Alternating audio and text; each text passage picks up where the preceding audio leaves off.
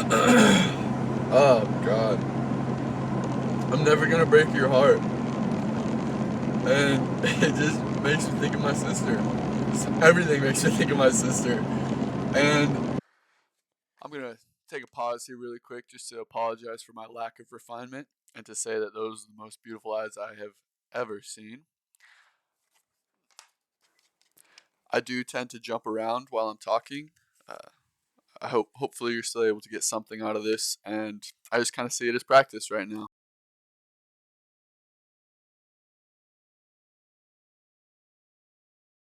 I was thinking I'm not crying because of my sister. My sister didn't break my heart. What is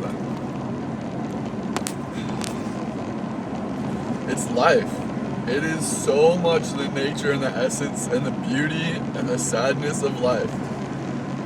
And it's all her. And she was all of it. And it's all of us. And it's so painful. And it's so beautiful. And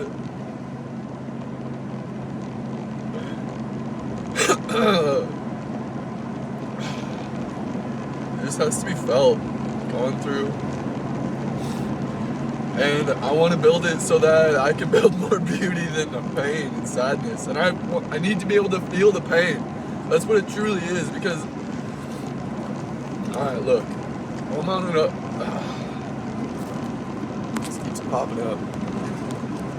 I'm on an upswing in my life right now. Okay. Well, I go through cycles, ebbs and flows, ups and downs. And then when I'm low, it's just too much to bear. It's not too much to bear, but I'm holding it in a different way. I'm holding it, and I'm not seeing it. I'm holding it, and I don't know what it is or where it is in my body, and it just eats me. And my vibration is too low to have the wisdom to move through it and feel it. I'm numbing. So I'm in a numbing cycle. I'm holding this pain that I don't realize I'm holding, or I don't realize I'm numbing because of. And I don't know, pressure needs to build sometimes before it can be seen. It's kind of natural, I think. So then come into this cycle, and it's like waking up from a long dream for sometimes weeks, sometimes months. So you wake up, and then you have the pain of being asleep, seeing all of that, seeing all what you have done to your life, to those that you love when you were asleep.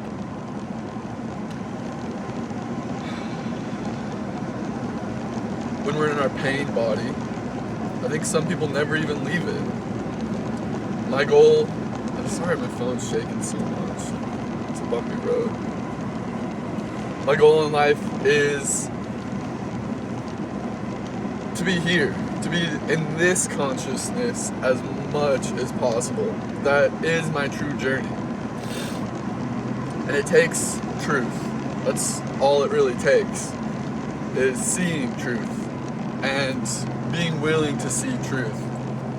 And that doesn't even mean knowing truth. It just means being willing to see. You don't have to accept anything. I don't have to accept that my sister died. I just have to be willing to see it and to see what it is. And my nervous system, my heart,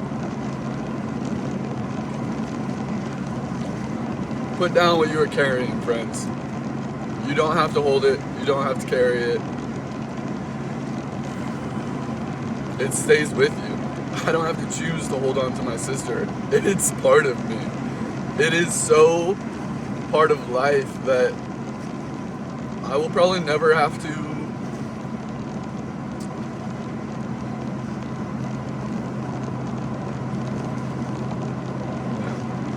So then choose the ways you do want to interact. I want I want to be more in communication with my sister's spirit. I want to think of her highest essence, what it embodied. And I want to communicate with that in my mind. And you can do that with living people too. I think it's so beneficial to do that with living people. If you're thinking of someone negatively, you're going to interact with them more negatively. But if you can think of what they want to embody, their highest ideal, and you project that onto them as if they are that ideal, you will be unlocking part of them, and they will love you for it because they will naturally feel comfortable in that ideal around you. And that, I think, is really the trick to helping people heal. Give them that space. It's a space. You're giving them a space to be their best selves. And everyone wants to be that. Everyone wants to be their best self. Everyone wants to be filled with love, joy, and expressive, and fun, and funny, and laugh. And it's so much of what Michaela embodied. And so much of the pain that was brought on in her life was from people who were not in tune with that criticized, judged, and it brought her spirit down. It closed her spirit off from herself, and she didn't know how to open it back up all the time.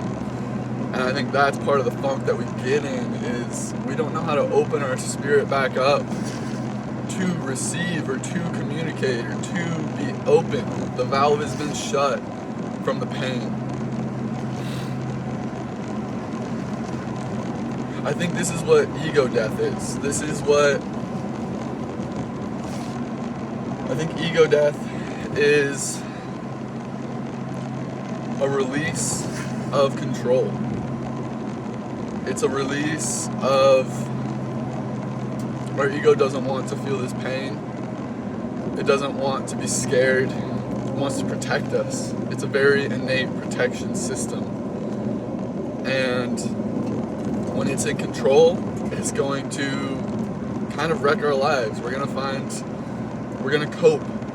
And this is also why truth is so important, because if you're not living in truth, you're probably living with your ego. And your ego works off patterns and old knowledge that hasn't been updated since you were a child, since you created that fracture of an ego when you were young. It's your 8-year-old mind, it's your 10-year-old mind. So be updating this, be going through this, give yourself the space, give your spouse, because really Emily has been the number one in helping me grow, is giving me space to have my spazzes, to have my little and then I can come back and be like, I'm so sorry. I never wanted to do that to you, but I had such a feeling within myself, so much fear, scarcity, scared, that now I'm projecting onto her. When she's the sweetest girl ever, why would she ever deserve anything bad? Sometimes she's a sass master, and she has her little spazzes. They're really cute though, I like them. So I'll laugh sometimes, because I'll know she's having one, and then I'm giggling, and then she just kind of keeps going, and sometimes she'll get mad, or sometimes she'll be like, I know I'm being childish, and then we just kind of walk through it after that.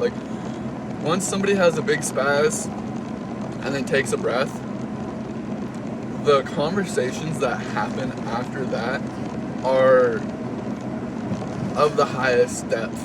It's the most beautiful things, most beautiful conversations. Yeah. I've always been one for the fight. The emotional fight. I really don't like the dog fights where it's just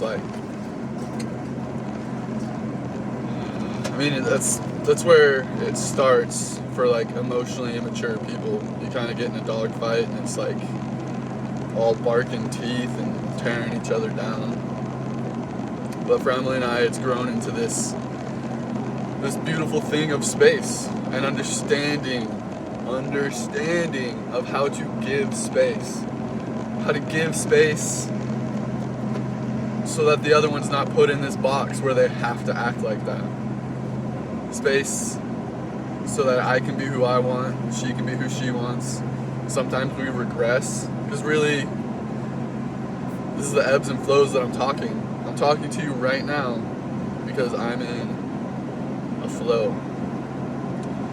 The sun's out. I found new music. I found out who Trevor Hall is.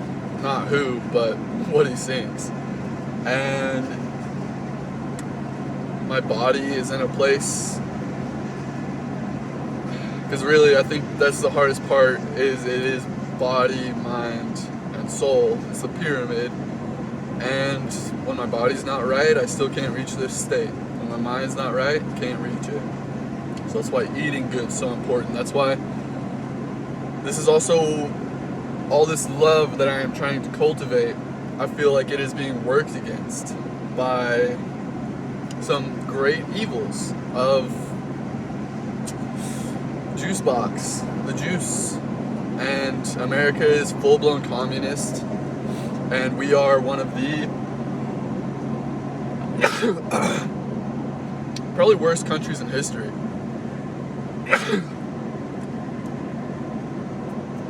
Solely for what we have done to other countries. What we have exported and what we have become ourselves is so disgusting and communist that I despise it. And like, the good old American boys, I love you. You are, you might not know what you're holding on to, but what you are holding on to is like the last bit of truth. And we call it America, and we call it the land of the free, and it hasn't been that for so long, and I think that's what disheartens us, and it's what, not just disheartens, but it's an attack that is meant to discourage.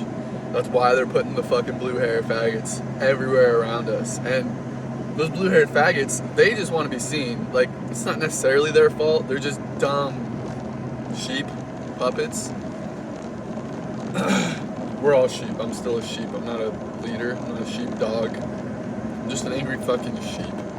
And maybe in like 10 more years, I'll be a true leader. And maybe not that long. I think I'm stepping into it. It's another talk. Anyway. So, the good old boys have an idea. I'll tell you what. As far as I go as a good old boy, my good old boy has been cope. Before I stepped into this space of letting go of all of that, cope. I cope by purchasing, spending all the money that I worked hard for, which this goes down the road of why I hate the government. Because all of my money is going to Israel for fighter jets so that they can bomb whoever. Because we are done bombing them. We are done using our hands for the destruction, because now we see it.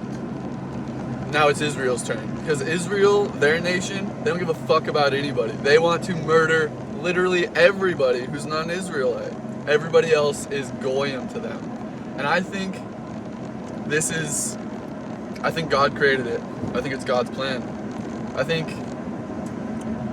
you gotta have strife. You have to have people who are willing to clean the earth of the dog doo-doo that is most of humanity at this point. Because when you look around and these people who they only judge, they only criticize, they have this closed off heart, and they no longer produce anything, they no longer create. There is no part of them that is in touch with the divine anymore. They are goyim. They deserve to be manipulated and murdered, and they will be slaves. You can't help them out. Maybe hearing this message, if they hear it and they are unlocked by it, and it says something to them and they're like, I don't want to be this, you're not goyim. You have something, you still have the divinity within you, and you can make moves to push back. Yes, it's not going to happen all at once. It's a slow battle. I get mad at people who have been pushing back longer than me because they're ahead of me. Drives me nuts. I'm proud of them. I think I'm just scared of them at the same time, because I know the strength that comes with it, and being seen is so scary, and being seen for what you are when you have not been the best that you are, it's painful. So give yourself grace, give yourself space. You are only a man. But you do have a choice every day. You are not God. You are not bound to perfection. And you are not the devil or evil or demons. You are not bound to lust, greed, envy, consummation. Stop consuming. Create.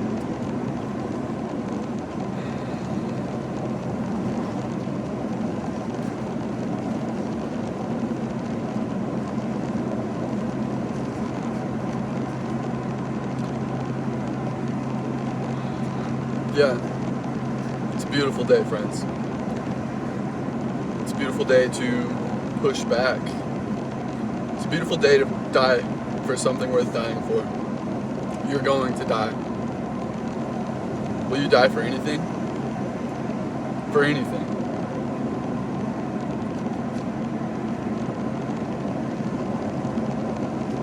I don't want to die. But I think I have accepted death in a way. And that way is I'm willing to put myself at higher risks of death or of injury for that which I love. And that is life. Every form of it. I want it to fill my soul. And it will. And it does. When you give to life, when you give your energy to life, it only creates more desire to live. When my family is the most beautiful it has ever been, and I can't even... It's Steve Irwin. When he looks at he's talking about looking at his new baby girl, and he can just cry. That man has a connection to life that so many people don't understand, but they see. I'm finding this to be called alchemy. It's what Jesus was trying to teach before he was murdered. Maybe even after he was murdered. It's what he taught his disciples to teach. Steve Irwin, I think, is one of the best examples of it, of our time. Love. He has a pure soul. And it doesn't mean that he has never had strife. It means that he has gone through the strife, and they call it the innocence.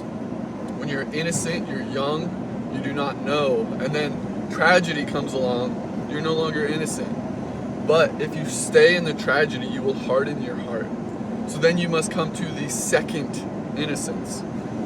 So you come to the second innocence, and you are now wiser and have chosen to be innocent. Now you can still dance. You can still be that playful child in your heart. You can still have the love for life without having the hardened heart. You can still see the truth. That's really the big thing, is you can see the truth. People say ignorance is bliss. It is. And this is innocence. Ignorance is innocence. But once you lose this, trying to remain ignorant will keep you stuck in tragedy, because you're not allowing the truth to move through you and to make a decision to say, I am strong enough to keep moving. Maybe, not even maybe, everyone has their limits. Everyone has thresholds of truth that they can see. I think that is what this discouragement is they're trying to push everyone past their threshold so that all we can do is cope.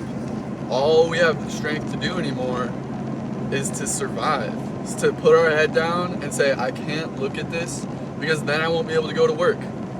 If I can't go to work, I can't pay my bills, and I will be in a worse place. So it's a self-protection mechanism, and it's their best weapon against us. Our best weapon against them, supporting each other, working on ourselves in these ways, not following any religion, but working on ourselves spiritually. I'm finding, like I said, alchemy. You want to learn about alchemy through Jesus? One of my favorite ways, one of the best teachers of all time. This is the second coming of Christ through alchemy. We are learning what he's teaching us. The internet is providing all that we need to know. Maybe not all, okay? Because there's this idea of gnosis. Gnosis is a knowledge that cannot be read. It must only be felt, understood through experience. So that's where the symbology is important through these ancient teachings.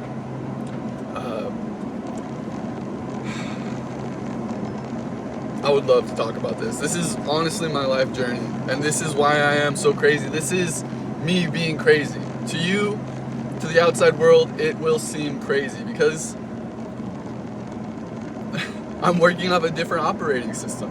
I'm going to be pushing back in weird ways. I'm going to have energy for different things than the rest of the world has. And that's also my uniqueness. That is what I offer as myself. As I step into myself, I offer weirdness. This weird, whatever it is. Anyway, I'm at where I'm going. Gnosticism. People have warned you against it. Gnostic is a knowing of within yourself, a knowing of God, a knowing of connection. It's a knowing. And Jesus taught a specific way to know. So, try to look into that. Mary Magdalene probably was his wife and a very good woman. She was probably more knowledgeable and Gnostic than the rest of the disciples. She's been cut out of the Bible. They have created these systems to keep you down. The Catholic Church is the same as the Jews, is the same as, it's all to keep you down. So, fucking don't let them. It's the age of the internet. Everything's about to be wiped out. If you're looking for this information on Facebook, you're fucked. Your IQ is already that capped at Facebook's IQ. So, Instagram has been the best one I've found so far. Just because it's youth center. Which one is Homeboy at?